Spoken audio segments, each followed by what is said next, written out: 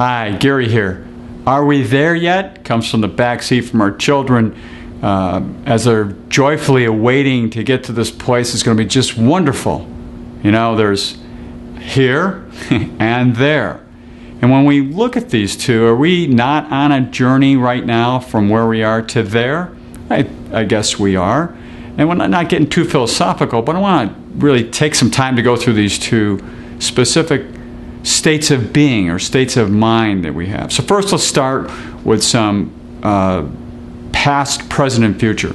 You know, in the past, I've run into folks, usually elderly, but not always, where when you're talking to them, they're giving you stories about the past and a lot of things that have happened in the past, and they rarely talk about the present other than when they have to do some daily activities that require them to be on this earth. And you know, they're kind of that downhill slope, and they're not going to be around very long because they're just solidly living in the past. It's not a fun place. How about the present? You know, there's a lot of people out there in the world that are just busy as heck, and they're trying to just get stuff done. There's commerce taking place, and we're belonging, and we're doing lots of other things. And the present can be very much pragmatic in the here and now, getting things done.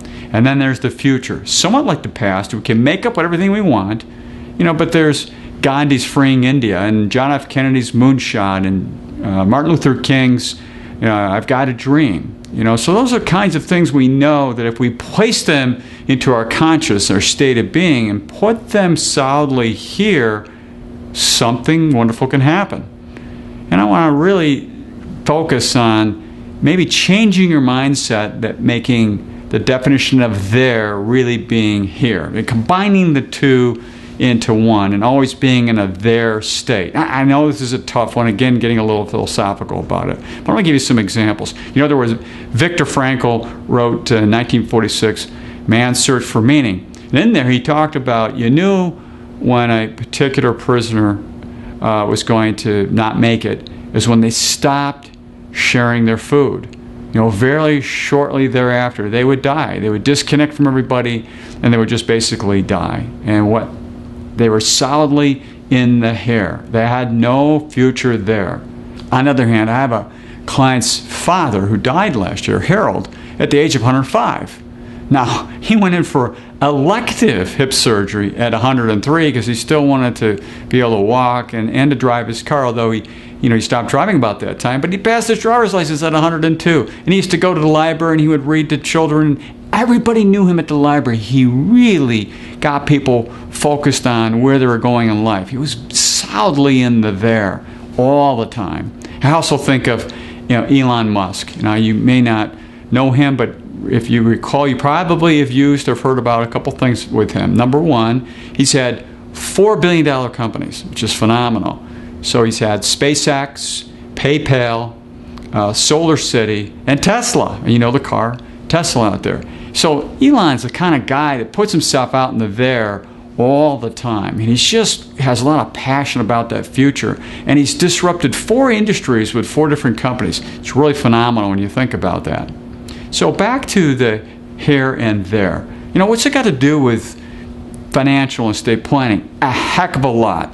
When you're looking in the future and you're planning out there, we do a lot of planning, as you know, you got to be really clear about that there so you can bring it into the here and make it really happen. And you know what?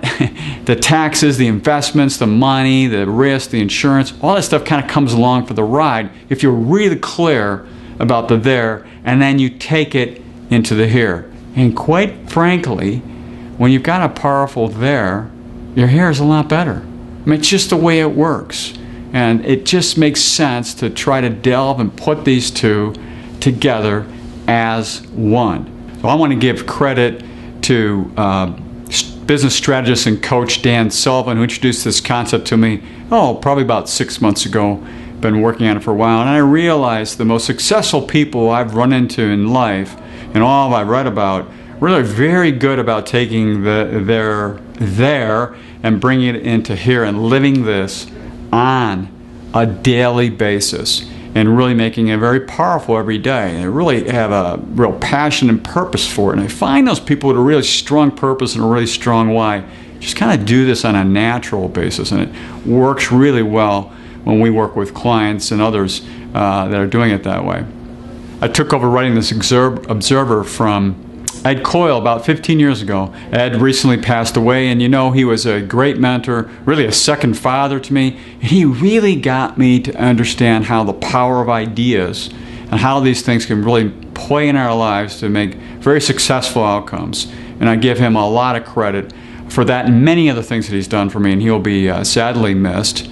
Ed was just that kind of guy that if you were close to him and understood him, he really made a big impact on your life. So until next time, enjoy.